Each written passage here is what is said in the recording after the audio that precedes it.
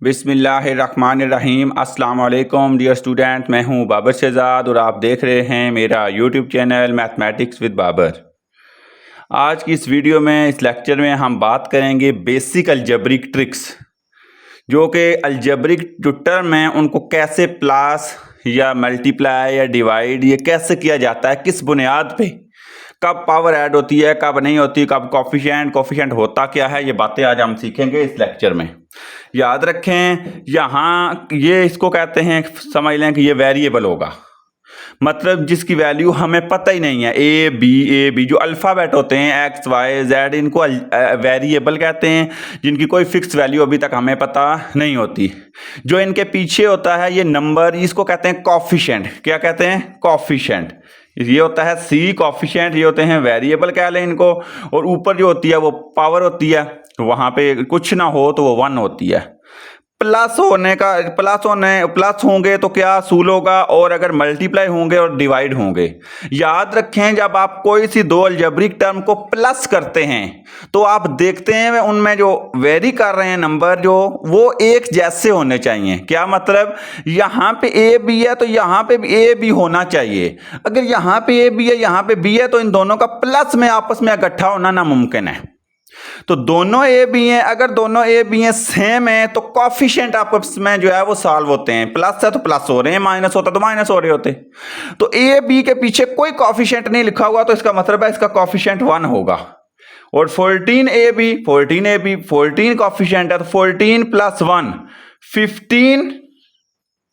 और A B पे कोई फर्क नहीं पड़ता, सिर्फ एक दफा आता है। ये याद रखें, जब हम प्लस करते हैं अलजेब्रिक टर्म को तो उनके जो वेरिएबल होते हैं उनके पावर में कोई जो है वो फर्क नहीं पड़ता, वो एक ही टाइम लिखनी पड़ती है।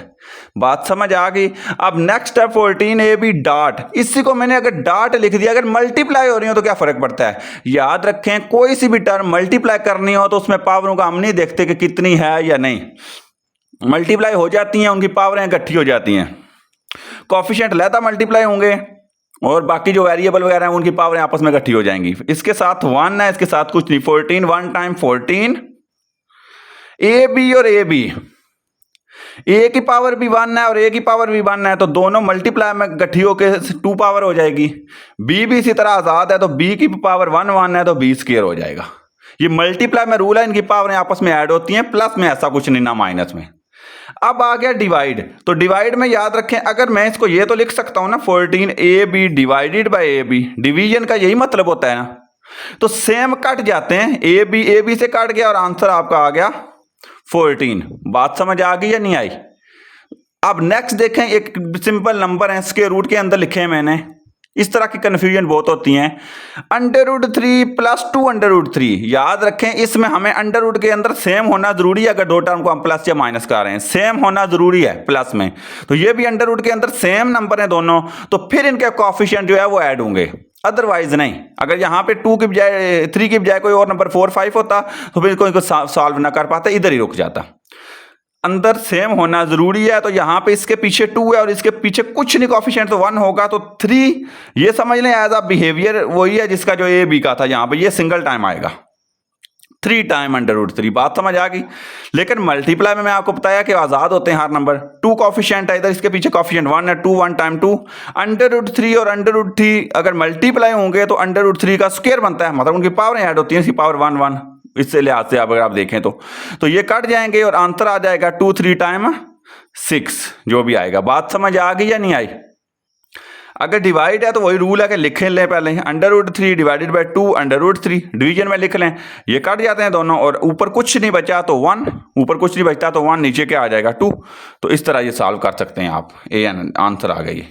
बात समझ आ गई? ये अलजेब्रिक ट्रिक्स होती हैं, टर्म्स को कैसे प्लस करना है, सब्ट्रैक्ट करना है, ऐड मल्टीप्लाई डिवाइड। तो ये छोटे छोटे रूल हैं, आपने याद रखना है कि प्लस में याद रखें कि पावरें ऐड नहीं होती हैं, और उनके जो वेरिएबल वगैरह हैं, जो अननोन वैल्यूज हैं, उनका सेम होना जरूरी है, अदरवाइज नहीं। और मल्टीप्लाई में कोई मसला नहीं, कोफिशिएंट के साथ मल्टीप्लाई होगा। हर जो ए है वो ए के साथ, बी के साथ, मतलब हर टर्म का जो है ना वो एक जैसी जो है वो आपस में ऐड हो जाएंगी। उम्मीद है वीडियो पसंद आई होगी। लाइक करें, शेयर करें, सब्सक्राइब कर दें हमारे चैनल को। इसके साथ इजाज़त दीजिए। अल्लाह हाफिज़।